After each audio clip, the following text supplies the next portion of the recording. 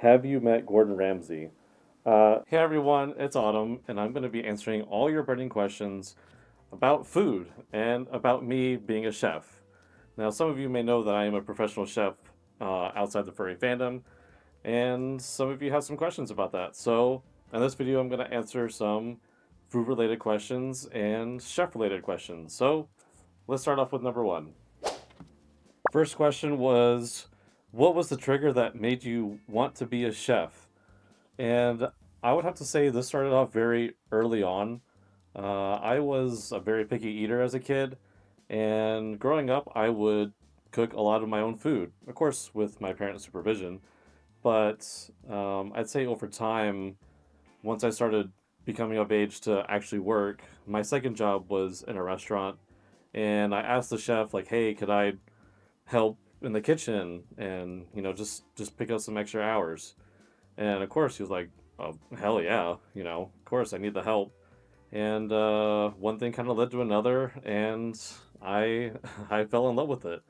I always loved cooking as a hobby before that, and yeah, actually doing it like in a professional setting really just kind of solidified that whole, I guess, idea or passion behind it. So yeah, I'd say it was a combination of having cooking as a hobby and actually doing it in a professional setting, and that's what really kind of just propelled me to become a chef.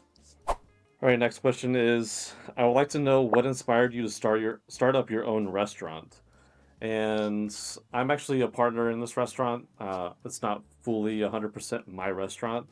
I know I say it's my restaurant and this and that, and yes, there's some truth to that, but um, I didn't actually like create everything start to finish. There's still, like I said, some other partners involved. There's the owner who is the 100% investor in this project. So he brought me along to be a partner and do the menu, do all the food, and run the kitchen. And that's what I'm doing. So what inspired me to do that? Well, I've known this investor for quite some time. He's been a family friend of mine for many years, and he knew my experience and knew what I was capable of, and I was brought on board. So I was very happy, and I'm very happy to finally showcase my skills and do what I do best, which is cook. Now, all right, next question is: do you like baking? And if so, what is your favorite thing to bake? Um, Baking for me is a very on and off thing. I would say it's a love and hate relationship, honestly. Um, what do I like to bake? Lately, I've actually been really enjoying bread. Now that we're opening this restaurant, I had to take the lead on bread, and I'm really happy with how our bread program has come out. We're making brioche, we're doing focaccia. I'm still messing around with some ciabatta. Eventually, I would like to do a sourdough, but that's a little bit more difficult. And I've never really done that before, to be honest. But as of right now, I would have to say bread. But if it's not bread, it's probably something chocolate related. I have a pretty good chocolate cake recipe, so yeah, there's a few things that I like to bake, but it's certainly not my favorite thing to do. Next question is opinion on pineapple on pizza. I knew this question was going to come up. Even if it has slices of ham in it. Honestly, I hate pineapple on pizza. Cheese, cheese with any sort of fruit is not a classic pairing whatsoever. That's coming from a professional standpoint. I know a lot of people love pineapple pizza or Hawaiian pizza. I can't do it. I think it's gross. I think it ruins the pizza, and I'm sorry for all of you that enjoy pineapple on pizza. But hey, if that's your thing, that's your thing. All right, next question is what was your most challenging meal to make?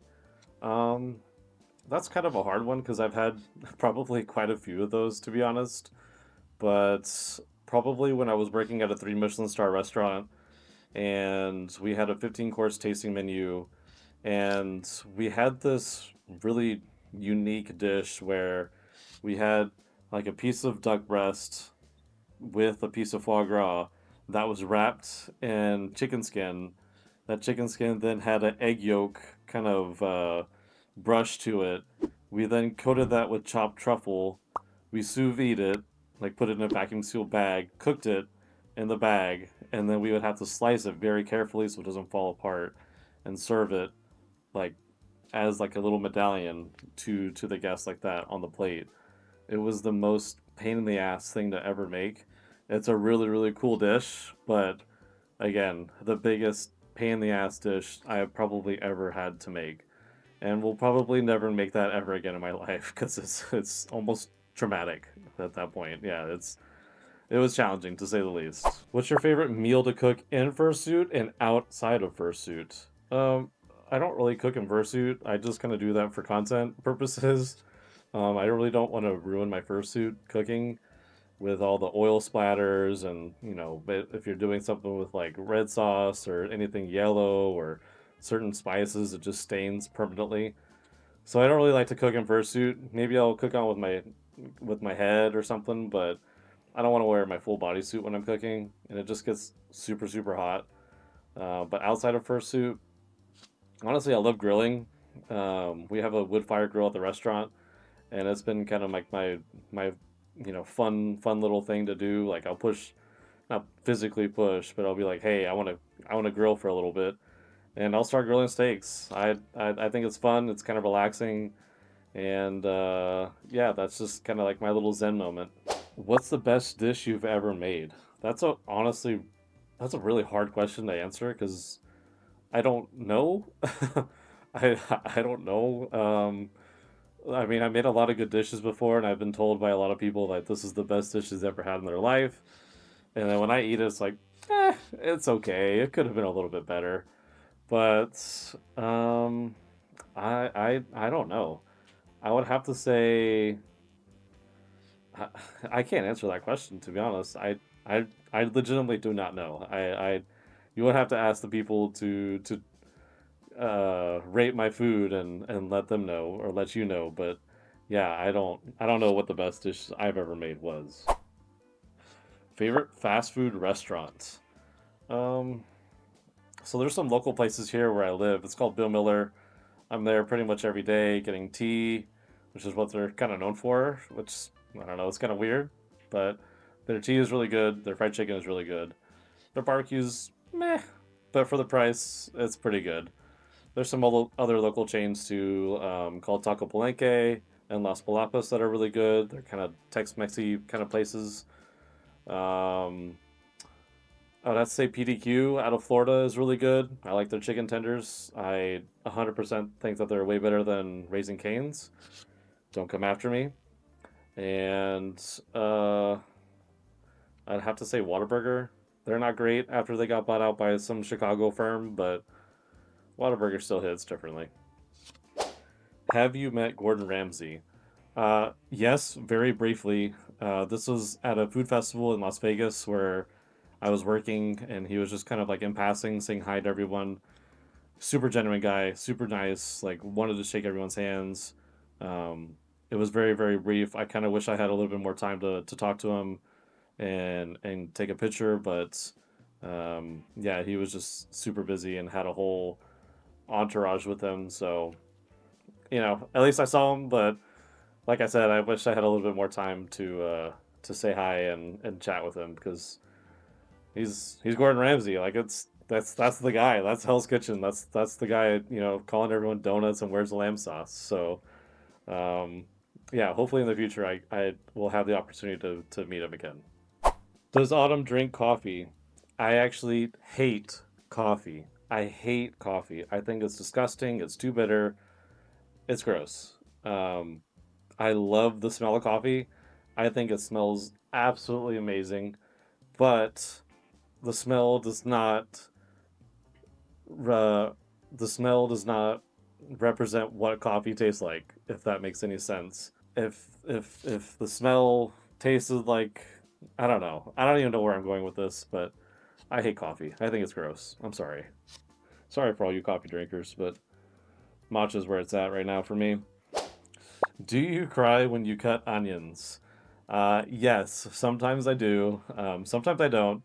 But a good technique on how to prevent or at least help with you from not crying while cutting onions is to cut the top and bottom off and then run the onions under cold water.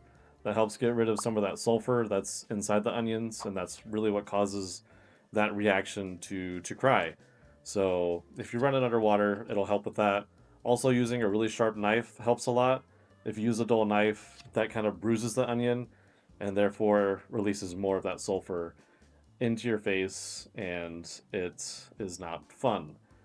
Don't wear goggles. Don't put like a pot over your head. Don't wear a fursuit head, because it's not gonna help. It's just gonna make things worse. Actually, how does Autumn like his steak cooked?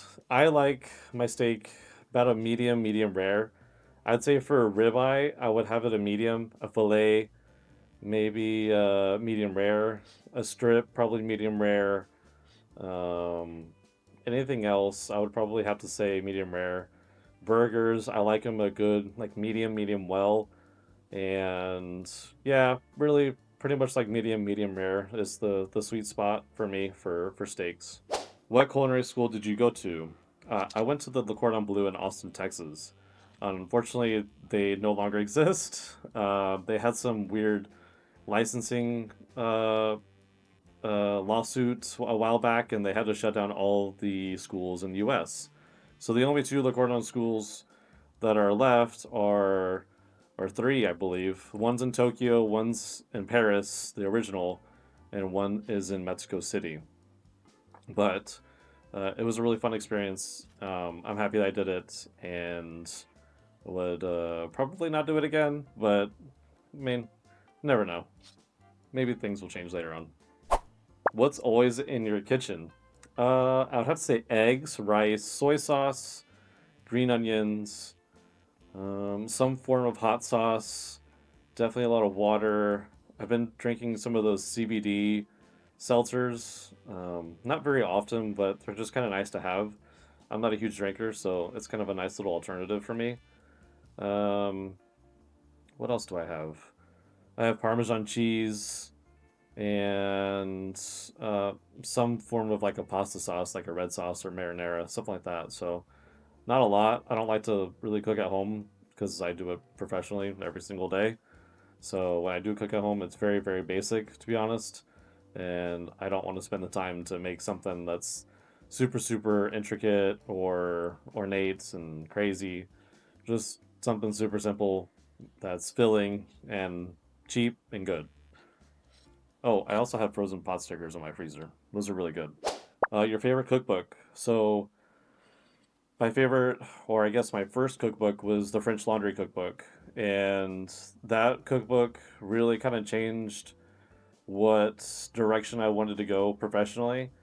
And once I read that book and saw how it was, I really wanted to be at the top. Like I wanted to be the best. I wanted to work with the best. I wanted to learn all these techniques and to be at this sort of level. And while my journey professionally kind of, you know, did this weird little like roller coaster like pattern, I still feel like I accomplished what I wanted to do when I first kind of told myself that this is what I want to do for my life, and I'm really happy with the experience and the chefs that I worked under, who taught me and showed me a lot of things that are in the French Laundry cookbook, and now I'm returning that favor to the younger generation and teaching them how to do all these techniques that I learned when I was in their shoes. So that's pretty cool. So yeah, that's my favorite cookbook, and I actually got to work with that chef in Las Vegas. So it was really cool to bring that cookbook and like, hey chef, this was my very first cookbook. Can you please sign it for me? And he did, and it was a really cool experience. Is culinary school worth it? Depends. It's worth it if you put in your 110% in it. If you're not gonna care or spend the time learning and growing and really asking the right questions and putting in the work, you'll get a lot of good solid foundations and techniques out of culinary school. But if you're just doing the bare minimum, then, well, you're going to get the bare minimum. It's kind of like anything else. If you put in 100%, then, you'll get a lot out of it. But if you're just going to skim by and kind of fake it till you make it, then, well, that's kind of not worth it. And now you're at least, $40 to $100,000 in the hole, because most of the culinary schools are all private. So it's pretty expensive to go to culinary school. So you have to really think about it financially, and if it's really, worth the effort and the time that you're going to put into it, to, give you that solid foundation to grow and become a better chef. So I don't know. It just depends on what you put into it. And finally, the last question: what is your last meal? That's a really hard question because that changes all the time. But as of right now, at the time of this video, I would have to say like a really, really good fried rice, like a barbecue pork, like a Chinese barbecue pork, char siu fried rice with egg rolls, um, maybe like a roast chicken, a nice little salad with a nice, like, I don't know, like a lemon vinaigrette or something. Um, Iced tea and a aqua panna in the glass bottle, of course. And I'd say for dessert, like a semi-raw chocolate chip cookies. So yeah, that's probably gonna be my last meal. So that's I don't know. It sounds pretty good to me right now. That'll probably change probably tomorrow. I don't know. All right, thank you so much for watching. I hope you enjoyed this video and answered a lot of your questions. I would like to do more of these type of videos with other topics, whether if it's fursuiting, cooking, whatever else. We'll figure it out. But let me know how you like this series. Thank you so much for watching. Take care of yourself, and I'll see you on the next video. Bye! This yellow looks really cool.